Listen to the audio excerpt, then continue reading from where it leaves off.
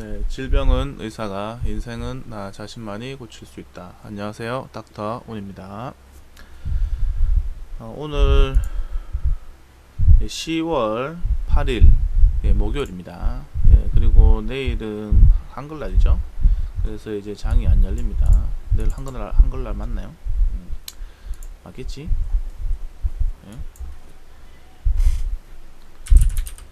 한번 볼까요? 내일 한글날 맞군요. 자, 그래서 어찌됐든 내일은 이제 빨간 날이기 때문에 우리나라 시장은 당연히 쉬겠죠. 하지만 미국 장은 열린다는 거.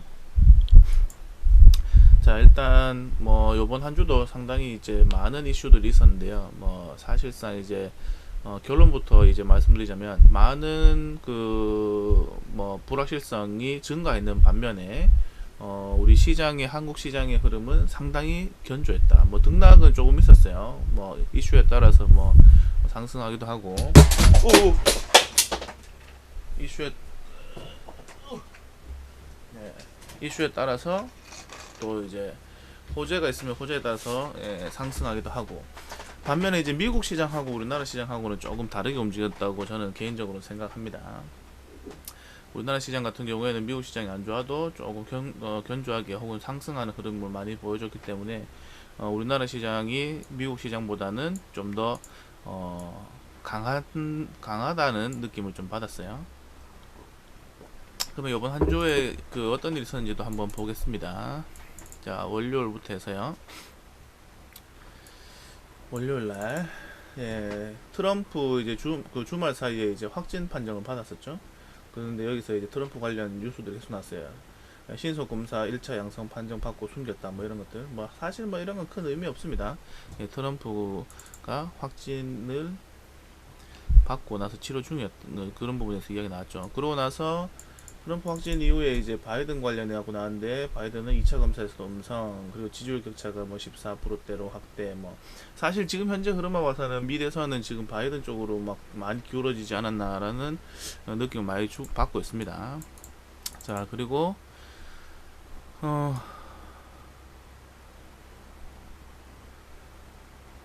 뭐 아까 처음에 서두에 이야기했던 것처럼 우리나라 같은 경우에는 이제 요때 그 월요일날 이제 또 트럼프가 이제 그 주말에 이제 그 양성 확진 판정 받고 나서 월요일이나 그 다음 날인가요? 그때 뭐 퇴원하니 많이 이런 이야기 나오면서, 그리고 이제 그 트럼프 한마디 했죠. 이제 뭐 그 경기 부양 뭐 좀 빨리 신속하게 하라 뭐 이런 립 서비스로 인해서 이제 우리나라 시장은 그 상승했어요. 월요일에 사실상 이제 트럼프 확진 뭐 해갖고 상당히 안 좋을 줄 알았는데, 주말에 그래갖고 그렇게 안 좋을 줄 알았는데 사실 우리나라 같은 경우에는 그런 영향을 크게 받지는 않았다. 자, 그리고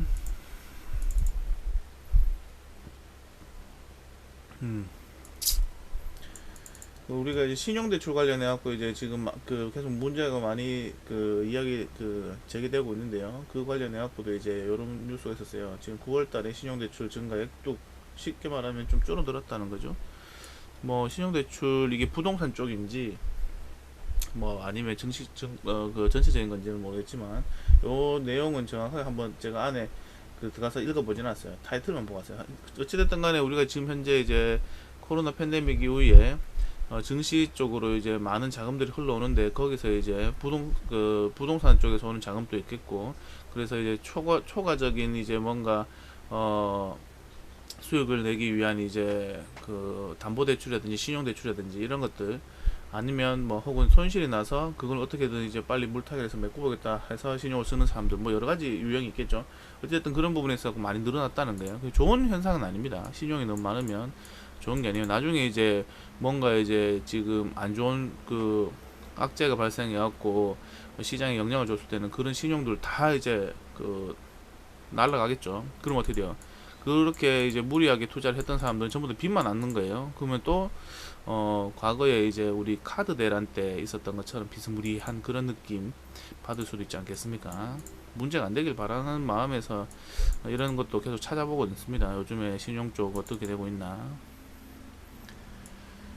그리고 우리 대주주 그 이거 이제 3억 연좌제 뭐 이렇게 가족 합산 이런 부분 때문에 말이 많았죠. 그래서 이제 이거 국민청원 해갖고 그 청원 게시판 해갖고 20만 넘어가고 이제 뭐 답변 나오기로 했는데 월요일 날에는 이런 걸 관련해갖고 이제 뭐 어떻게 하겠다 뭐 이게 문제가 된다 뭐 지금 현재 이제 주식시장 현재 뭐 코로나 이후에 동학개미가 어쩌고 저쩌고 뭐 이런 것들 많았어요. 그냥 이런 것들 있다는 것만 생각해 하면 하시면 됩니다. 뭐 3억 하더라도 뭐 사실 큰 뭐 의미 없습니다. 어차피 이제 2년 뒤 2023년부터는 이제 전체적으로 다 하는 거잖아요. 근데 지금 뭐 조금 일찍 시작한다는 거 한다는 거랑 뭐 좀 늦게 시작한다는 거랑 큰 차이는 없는데 사람들이 이제 와닿기에는 지금 현재 이렇게 어려운 시장이 이러면 되냐 주식 시장에서라도 좋은 부분으로 해갖고 이제 뭐 자산을 증식할 수 있는 부분을 이런 걸로 막지 않느냐 하고 투자에 대한 이제 불안 심리 뭐 그런 부분을 이제 투자 심리 위축을 이제 만들어낼 수 있는 부분이죠. 하지만 이게 가족 합산 이건 진짜 저도 이제 문제라고 봅니다. 사실 우리 가족 그러면 친척 그러면 외가 쪽 친가 쪽 다 합쳐갖고 예, 만약에 예를 들어 전부 다 주식 한다 하면 이거 다 알아봐야 되는 거예요. 이거 말도 안 되는 소리인 거죠. 이거는 확실하게 고쳐져야 될 법이라고 생각합니다. 이거 개인적인 생각이니까 예, 그렇게 참고하시고요. 이거 이렇게 되면은 솔직하게 여기서 한마디 더 한다면 요 뒤에 이제 홍남기 부총리가 이제 이야기한 거 있는데 그때 다시 이야기하도록 할게요. 그러면 자 그리고 그 다음 날 예, 화요일 날 이제 트럼프 조기 퇴원하고 그래서 이제 거기에 따른 경기 부양에 대한 기대감으로 또 미국 증시도 올랐어요. 예, 참 웃기죠. 예, 어쨌든 이 경기 부양 쉽게 말하면 유동성을 푼다 안 푼다 이것 때문에 이제 시장에 많은 변동성이 있다는 거 뭐 이전에도 이야기하고 계속 이야기했어요. 우리 지금 현재 시장에서는 핵심은 뭐냐?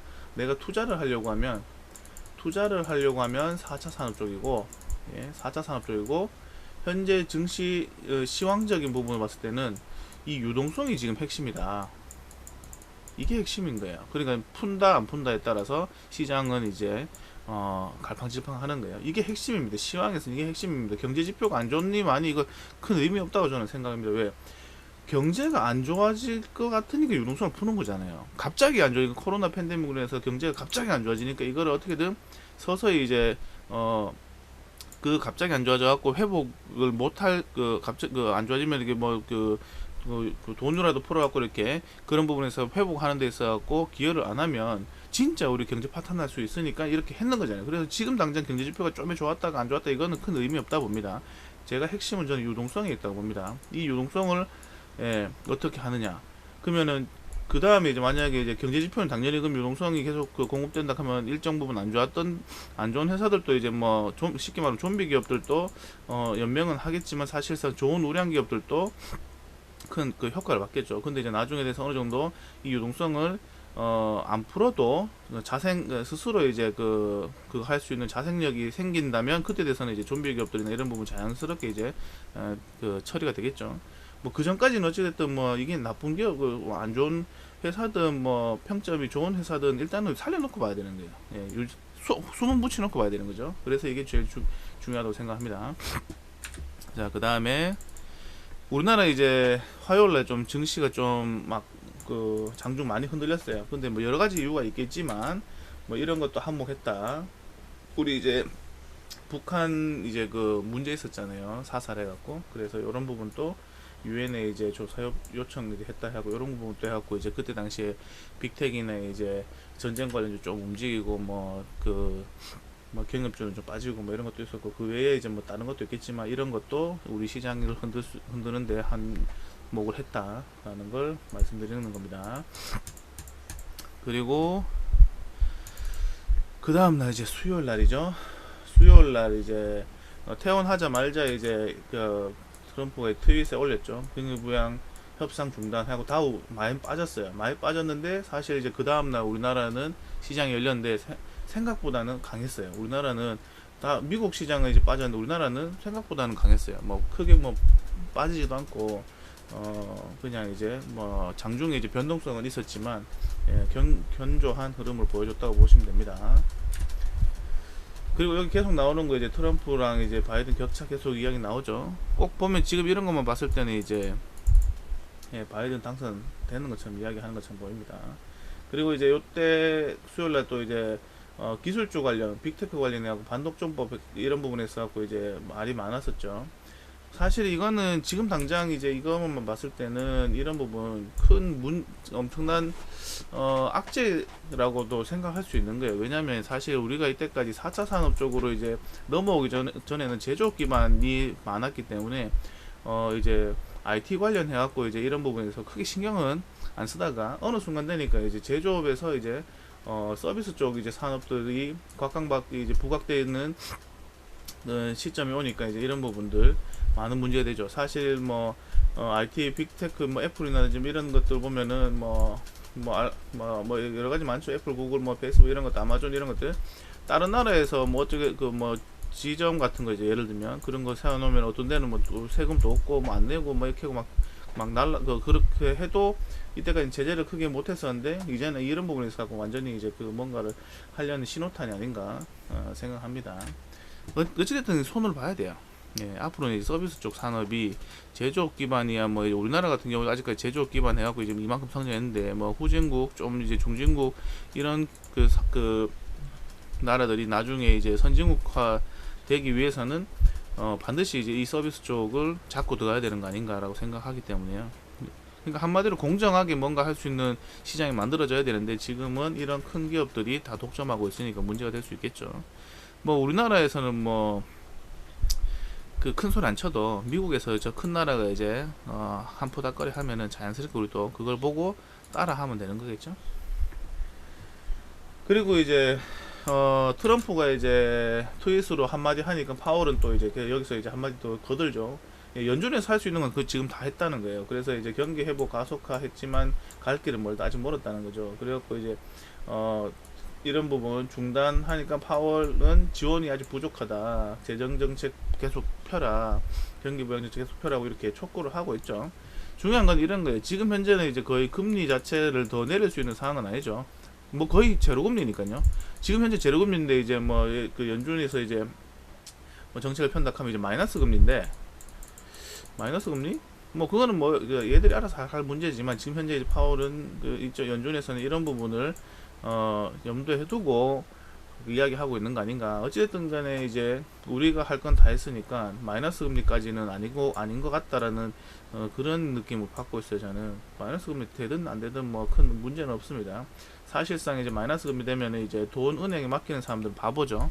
하지만 대출해갖고 빌려는 사람들한테는 어떻게 보면 이제 이 긍정적인 부분이 되는 거예요. 그럼 기업들이라든지 이런 것 부분들 많은 대출을 끼고 있잖아요. 그 회사들한테는 호재다라고 생각합니다. 뭐 이런 부분은 앞으로 추후에 계속 지켜봐야 되는 부분입니다. 그리고 수요일날 이제 홍남기 부총리가 이제 그때 아침에 10시에 뭔가 이야기를 했어요. 근데 여기서 이제 했는 거는 대주주 양도세 수정 없다고 했어요. 예전부터 이제 그 과세 형평에 맞게끔 어쩌고 이렇게 미리 짜져 있었대. 17년도부터 이렇게 짜져 있었다고 이야기 그런 부분이었어요. 근데 이제 세대 합산이 아니고 개별 이거는 검토 중이다 뭐 이렇게 하는데 중요한 거는 이게 중요하지 않아요. 그러면은 제가 생각할 때는 그러면 우리 이제 요 앞전에 이야기했던 이중과세 논란이 있었잖아요. 그건 없애야 되지. 왜 이거는 이렇게 하고 이거는 거래세 관련해 갖고는 왜 안 하는데 이래 나와야 되는 거 아닌가? 그럼 거래세는 왜 그러면 안 되는데 이거는 소득이 있으면 과세한다 뭐 이런 논리로 했다면 그러면 이중과세 이건 법상 불법이잖아요. 얘들은 그러면 지금 정보는 뭐예요? 이거는 되고 이건 안 된다는 거야. 이 말도 안 되는 소리거든. 이중과세 관련해 갖고 거래세 이거 왜 할 건데? 이거에 대해서 한 번 더 이럴 때 이제 탁 해갖고 이제 한번 임팩트 팍 줘야 되는데 사람들은 단순하다니까요. 요것만 딱 보고 있으면은 이게 더 심각해 보이는데 사실상 그러면 어떻게 이거 되든 안 되든 중요하지 않아. 근데 어찌됐든 간 2023년부터는 우리가 이제 양도세 내야 된단 말이에요. 그러면 거래세 없애라 이거야. 아예 제로로 만들어라고. 이렇게 돼야 되는데 당장 여기에 이제 정신이 팔려갖고 이 거래세에 대한 부분은 생각지도 않는다 이거야. 근데 제가 이제 그 말을 이제 조리 있게 적을 수 있는 편이 아니라서 처음 게시판에 한번 적어볼까 생각했는데 내가 이제 말주변이 없어갖고 글재주가 없어갖고 못 적겠더라고요. 그러니까 제 혹시 방송을 보는 사람들은 지금 당장 이런 부분에 대해서 한번 처음 게시판에 한번 올려보면 좋지 않을까 생각합니다. 어찌됐든 지금 현재는 예전부터 이렇게 과세형평상 있잖아요. 소득이 있는 곳에 그 세금이 있다. 이거 좋아. 이거는 좋다 이거야. 그러면은 주식 시장에서는 왜 그러면 법상 막아놓은 이중과세 이건 뭐야? 이중과세 이건 뭐야? 거래세 왜 있냐 이거지. 요때 그냥 임팩트 팍 나는 거야. 그러면은 어 이거 세대 합산 이것도 잘못됐다 이거야. 이렇게 이야기하면서 그러면은 그래 세금 있는 곳에 예전부터 했으면 그러면 거래세는 우리 예전부터 그런 거 없었냐? 이렇게 딱 한 번씩 해줬어야 되는데 제가 좀 뭐 이 방송을 통해서 이런 이야기 한다는데 뭐 도움이 되겠습니까? 아무튼 그래요. 저는 딱 저 이야기 나올 때 딱 생각나더라고요. 그럼 이중과세 이건 뭐야? 거래세 뭐야? 이래 딱 생각 들더라고요. 그리고 오늘 이제 이제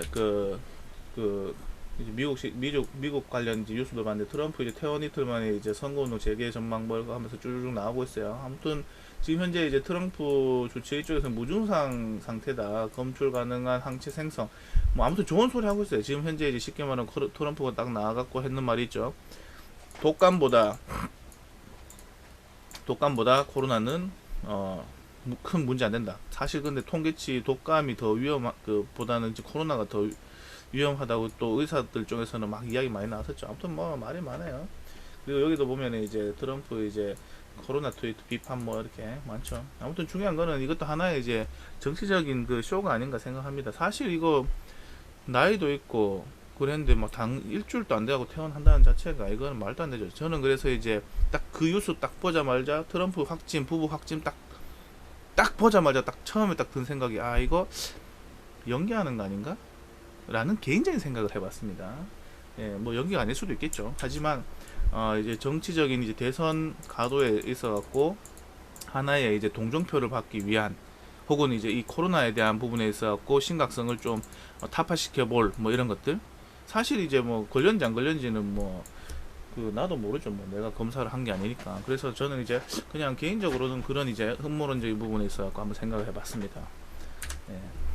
그리고 아무튼 저런 부분에 갖고 이제 딱 하니까 이제 또 그 트럼프가 그런 부분에 갖고 이야기 딱 하고 나서 딱 오늘 이제 이야기한 게 일부 관련 일본이 이제 그 재정 정책 재정 경기 부양 정책 부양책에 관해서는 뭐 이렇게 좀 승인을 해달라 뭐 이런 그런 부분에 이야기 나왔거든요.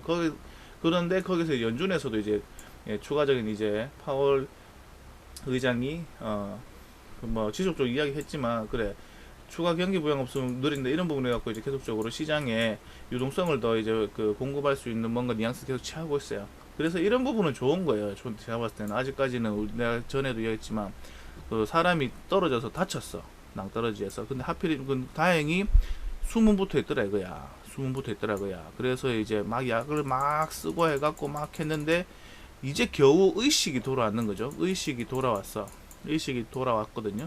그럼 어떻게 돼? 낭떠러지 떨어졌으니까 팔다리하고 온몸은 지금 이제 다 부사져 갖고 지금 그냥 누워 있을 거 아니에요.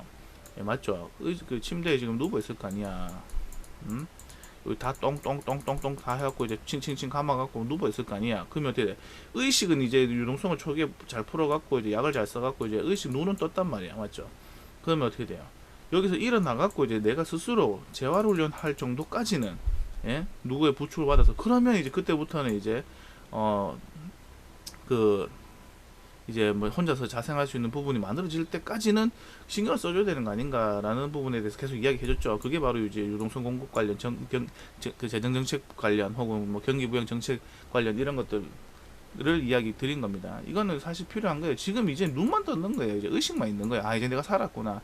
서로 이제 이제 뭐 의사소통 정도까지만 가능한 거예요. 근데 손발 다리 몸통이 다 작살나갖고 지금 현재 못 움직이는데 어떻게 혼자서 이렇게 살겠어요. 입만 뻐끔뻐끔 할 수 있는데 맞잖아요.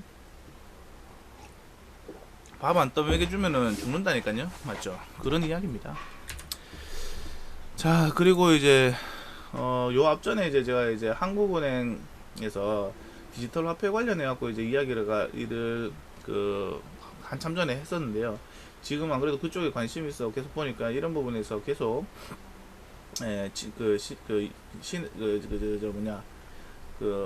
내년부터 가상환경서 중앙은행 디지털화폐 시험 유통 뭐 이런 부분들이 계속 이제 관찰하고 있는 거예요. 근데 거기 이런 부분이 있는데 어저께 이제 이게 어제 뉴스거든요.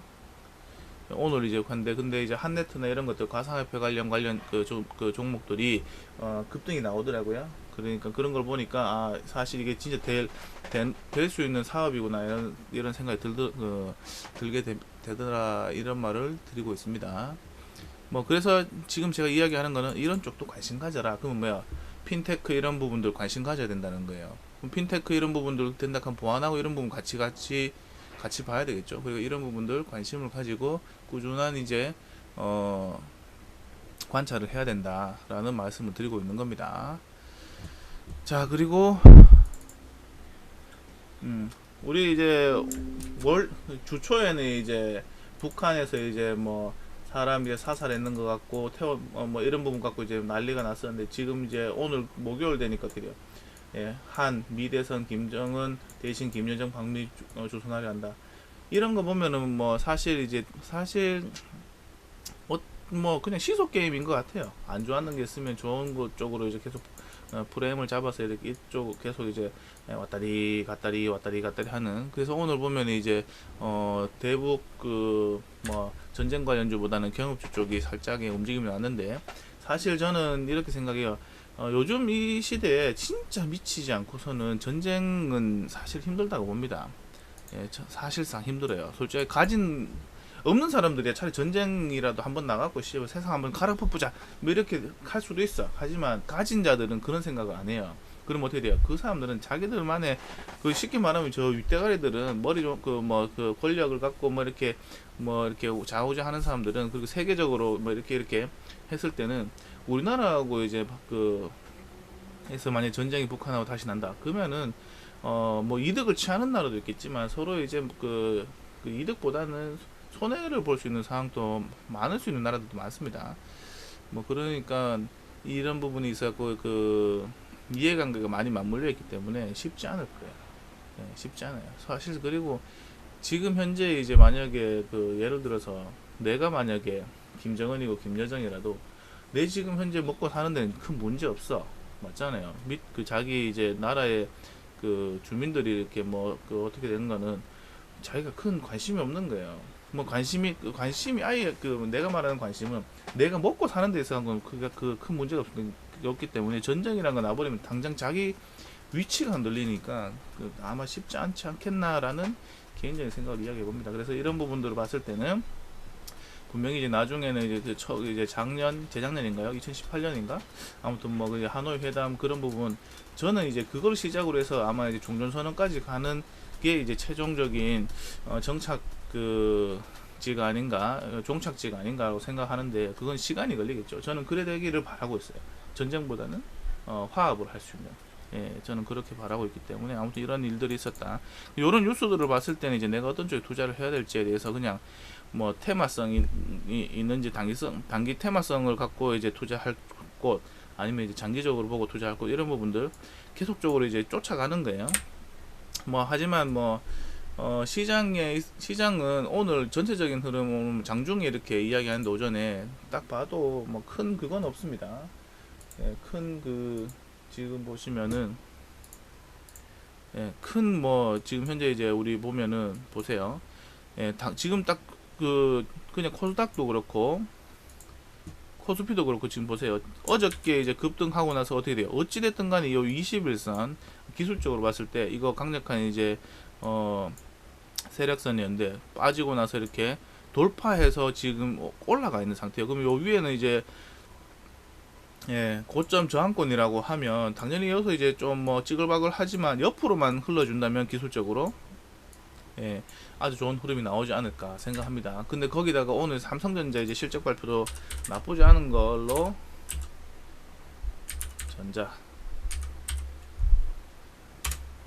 나쁘지 않은 걸로 이렇게 나왔어요. 근데 이렇게 급등하고 나서 이렇게 빠지고 있는데 중요한 거는 뭐예요? 핵심은 저는 여기서 이제 이야기하는 건 지금 현재 삼성전자가 막 날아가지는 못할 거예요. 왜 이때까지 이렇게 2015년도부터 해서 이제 지속적으로 계속 꾸준하게 올라왔고 2017년도 이후부터 해갖고 이제 조정받다가 2017년도 이제 후반부터 해갖고 조정받다 19년부터 해갖고 다시 이렇게 상승하고 나서 이제 코로나 이후에 이제 지금 다른 종목에 비해서는 직전 고점을 못 넘어가고 있는데 사실 저는 여기서 막 탄력 있게 가주면 좋겠지만 그러면 삼성전자 말고 중소형주들은 못 올라가요. 왜? 우리나라 시총 상위 1위 하는 종목이기 때문에 이걸 올리기 위해서 엄청난 자금이 필요하잖아요. 근데 이게 최소한 나쁜 호재가 없고 긍정적인 면만 계속 이제 큰 뭐 문제 없으면은 이 고점 기준으로 해서 옆으로만 횡보해 준다고 하더라도 박스권으로 움직임이 나온다면 다른 이제 여타 이제 중소기업 중소형주들이 더 탄력을 받고 상승할 수 있는 그런 좋은 시장이 계속 이제 유지가 될 거라고 생각합니다. 하지만 중소형주들이 이렇게 뭐 좋은 시장이 나왔다 하면은 항상 시장은 대형주가 지금 단기적으로 소외 본다고 하면 나중에 중장기적으로 길게 봤을 때는 대형주가 한 번 더 이렇게 큰 시세를 낼 수 있는 시장이 반드시 올 거라고 생각하거든요. 이렇게 생각하시면 돼요. 우리가 이제 19년도 하반기부터 해갖고 이제 2020년도 이제 초반기까지 이렇게 큰 상승을 보였는데 이때 보면 사실 따지고 보면은 삼성전자 이렇게 갈 때 중소형주들은 사실 크게 이제 힘을 못 썼어요. 맞잖아요. 근데 여기서 요번에 이제 코로나 이후에 이제 삼성전자가 뭐 상대적으로 이제 좀 더딘 그 상승을 보여주지만 그 저점을 이탈하지 않고 계속 꾸준하게 이렇게 점진적으로 이렇게 박스를 만들면서 이렇게 요 안에서 계속적으로 기술적으로 이렇게 움직임이 나온다는 것은 어떻게든 옆으로 횡보하는 것도 횡보하는 거지만 위로 이제 상승하면서 이렇게 박스권을 그리면서 횡보하는 것도 횡보하는 거니까 큰 문제는 없다고 봅니다. 그러나 핵심은 이거예요. 제가 아까 전에 서두에서도 이야기했다시피 4차 산업 이거 이제 시작됐는 거예요. 이게 시작됐기 때문에 반드시 메모리랑 비메모리 쪽은 수요가 증가할 수밖에 없다는 게 핵심이 아닌가. 그러면 나중에 지금 당장은 이제 사람들의 이제 그 관심이 탄력 있는 중소형주 쪽으로 이제 많이 있다면 나중에 그 중소형주들도 보면 뭐 본연의 가치 이상으로 이제 가는 종목들은 분명히 이제 조정을 받겠죠. 강한 조정을 받을 때 어떻게 되겠어요? 그때 못 갔던 이런 대형주들이 한번 큰 시세를 뽑아줄 수 있는 그런 좋은 시장이 또 한번 열릴 수 있지 않나라고 생각합니다. 그래서 이제 뭐 길게 보고 내가 적금을 한다 생각하고 하면 차라리 삼성전자 이런 걸 하는 게 더 낫지 않을까. 전 개인적으로 그렇게 생각해요. 지금 현재 뭐 주식을 이제 처음 시작하시는 분들 요즘에도 하루에 보면 이렇게 엄청나게 이렇게 뭐 상한가 가고 뭐 10몇 프로씩 찍어주고 이런 종목들이 엄청나게 많아요. 보면 특히 거래소보다는 코스닥이 많죠. 그럼 이게 매일매일 나온다는 거야. 최소한 그러면 하루에 뭐 상한가가 20개씩, 30개씩, 이렇게 40개씩 이렇게 나온다는 거는 우리 전체 종목이 한 2200개, 2400개 정도 되는데 그 10%도 안 된다는 소리야. 근데 이 10%도 안 되는 종목에 이렇게 매일매일 나온다 해서 이런 걸 찾아갖고 매매해서 내가 뭐 이제 욕심 없이 몇 프로 꾸준하게 수익 내겠다. 그런 생각하는 자체가 욕심인 거라고 봅니다. 그럼 좋은 종목 사갖고 그냥 시간에 투자를 하는 게 오히려 더 현명한 판단일 수도 있는데 그렇게 따지면은 지금 당장 이제 중소형주보다는 내가 이제 매매 스킬이라든지 뭐 공부가 아직 덜 돼 있다면 지금 공부한다 생각하고 차라리 여기에 적금 넣는다 생각하고 이거를 꾸준하게 삼성전자 이런 거를 꾸준하게 사모으는 게 나쁘지 않다고 저는 생각합니다. 왜 어찌됐든 은행 이자보다는 많이 주잖아요. 배당도 한 3% 안 되나요? 작년까지만 해도 2점 몇 프로인 걸로 알고 있는데 작년 2.5%네요. 올해는 얼마큼 줄지 모르겠지만 어찌됐든 은행 이자보다는 많이 주잖아요. 이런 부분들 하나의 이제 공부하는 데 있어갖고 뭐 수익도 뭐 빨리빨리 해갖고 회전을 해갖고 많이 내면 좋지만 자기 스스로가 이제 진단해 보세요. 예? 주식에 대한 내가 갖고 있는 노하우나 공부했는 이제 그런 스킬들 기술적인 거든 혹은 이제 기업적인 분석적인 이제 나의 이제 그 스킬들 과연 스스로가 본인한테 점수 줬을 때 몇 점을 줄 수 있겠냐? 예? 50점 이하잖아요, 사실상. 50점만 해도 그냥 뭐 다행인데 내가 볼 땐 전부 다 여기 있는 사람들 이제 시작했는데 제로에 가깝지 않을까요? 그러면 이 삼성전자라는 좋은 회사인 건 알아. 그러면 어떻게 돼요? 전략을 꾸준하게 이렇게 모아가면서 그러면 꾸준하게 모아가면서 나는 공부에 전념해서 나중에 이제 개인적인 뭐 중장기 중소형주들 이렇게 트레이딩 하는 데 있어갖고 어느 정도 실력이 올랐을 때 적극적으로 시장에 임하겠다. 이렇게 지금 현재 그렇게 하셔도 없을 것 같은데 욕심이 너무 과한 게 아닌가라는 생각을 한 번 더 이야기해 봅니다.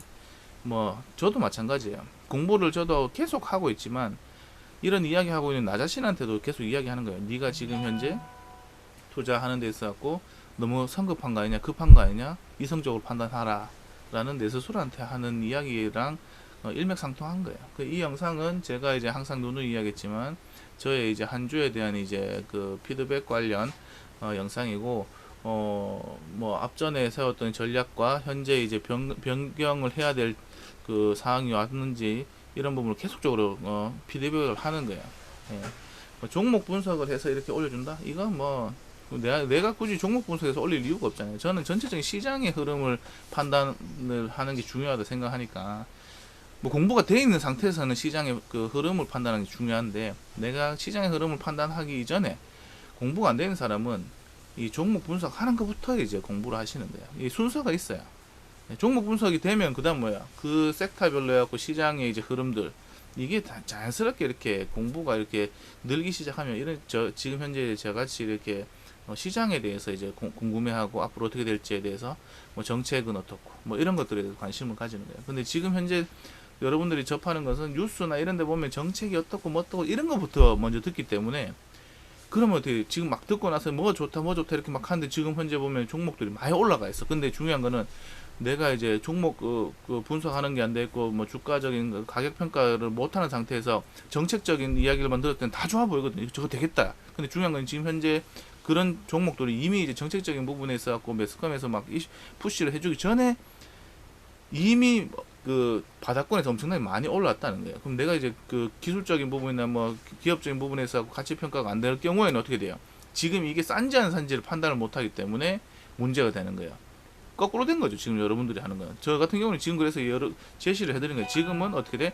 종목이나 그 기술적인 부분에서 하고 공부를 해보시라 그래요. 가격이 싼지 안 싼지 이런 부분부터 알아야 그 다음에 정책 방향성을 보고, 아, 이 종목은 현재 이제 싼데 앞으로 정책적인 부분에서 갖고 맞물려 갖고 시너지 효과가 있을지 없을지 그 다음에 판단하는 거예요. 근데 지금은 여러분들 거꾸로 됐다는 거예요. 예, 그런 부분 한번 이제 곰곰이 생각해 보시기 바랍니다. 네, 오늘 영상 여기서 마치도록 하고요. 다음 주에 또 뵙도록 하겠습니다. 안녕.